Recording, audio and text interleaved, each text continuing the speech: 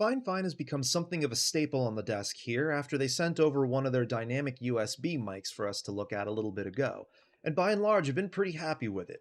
But for my setup needs, I had to add a second mic for more accurate typing sound tests for my keyboard content. Luckily, Fifine reached out to me to ask if I wanted to take a look at their Ampligame SC3 gaming mixer, so the timing was pretty perfect for me to upgrade things a bit more around here. A huge thanks to Fifine for sending one of these mixers over for us to take a look at. Again, no money changed hands in this process, and all opinions here remain my own. No one has been privy to this content prior to upload. Make sure you check out the affiliate links down in the description for everything that's seen in today's video, as well as links to our socials, the Discord, and Twitch. I also want to preface real quick by saying I am not an audio expert by any stretch of the imagination. I am but a humble proprietor of noisy rectangle content, so I'm learning as I go. Construction is pretty basic, being largely plastic, but then for a mixer coming in at under $60 MSRP and often on sale for around $50, I wasn't expecting anything ultra premium. That said, there's no glaring issues with build quality, and it comes with almost everything you need to get started, including a cable to connect a tablet or other mobile device. You will need to provide your own XLR cable, so we purchased an Elgato braided cable to go with our setup. The mics we'll be testing with for today are the Sennheiser MKE600, a powered shotgun condenser mic with very directional audio, hooked into the mixer via XLR, and our Fifine AM8 dynamic USB mic, run directly to a motherboard USB port. Know that while you can run the dynamic mic over XLR just fine, you do lose the RGB lighting as well as the surface-mounted mute button, but that specific function just gets moved to the mixer instead, so no real loss. Before getting into setup, I would highly recommend you read through the instructions first if you aren't familiar with doing this sort of thing, as I found their included guide quite useful in understanding what the different controls of the interface do.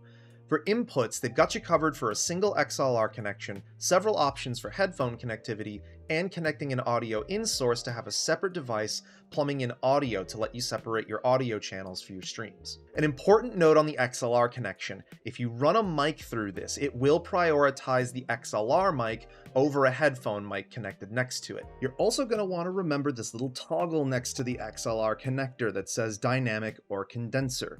Make sure this setting matches the microphone you have plugged into this connector. If not, it is going to negatively impact the quality of the sound being produced by that microphone. The headset and headphone ports will both allow you to not only listen to PC audio, but also monitor your mic audio, all while still having external speakers plumbed in. Simply toggle which one is on or off on the mixer and adjust individual channels with their respective sliders. Of course, you gotta have RGB on a gamer-centric product, so this has it, if only in a basic sense. It can also be turned off if you desire, leaving only white LEDs turning on to indicate status. You got a 48-volt Phantom PSU built in for driving condenser mics. Presently, I don't have any other interface to test with, so for the time being, this will be the baseline of comparison for any other audio interface gear we get in going forward.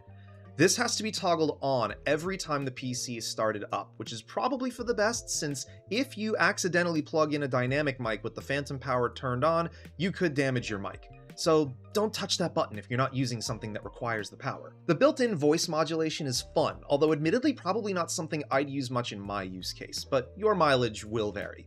You get some electric tone modulation that sort of makes your voice sound wavy and distorted, but still recognizable as your own, as well as 6 baked-in voice change options.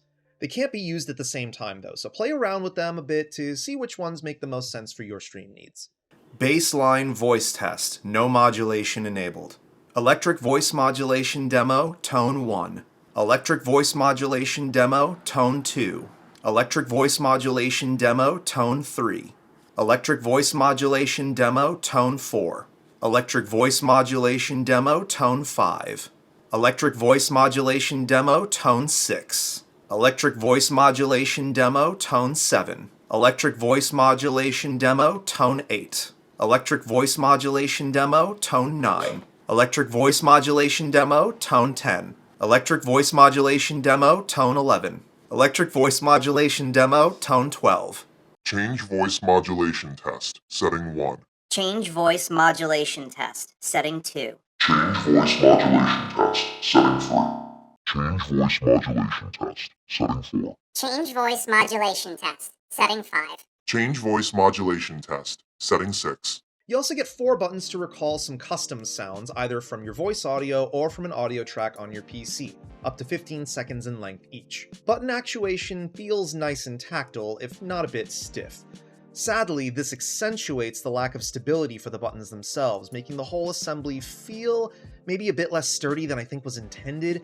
Improving button stability would go a long way towards driving home a more premium feel. Now let's take a listen to some typing tests we've recorded recently using this setup and compare it to the dynamic mic to assess how things have changed since upgrading.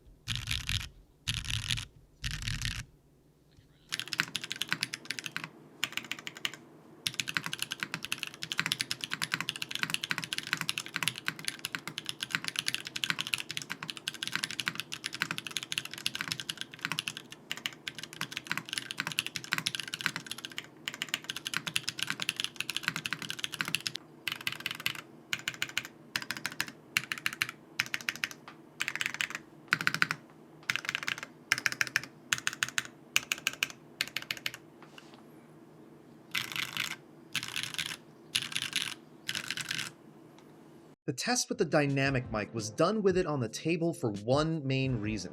I don't really have a way to decouple this particular mic from the table and still keep it convenient to use for voiceover and typing test work and not have it directly in my face while in use. So this is the only way to use it. This also illustrates a common way of producing typing tests that can be problematic if your mic is picking up vibrations from your desk, leading to the sound in the test being muddy.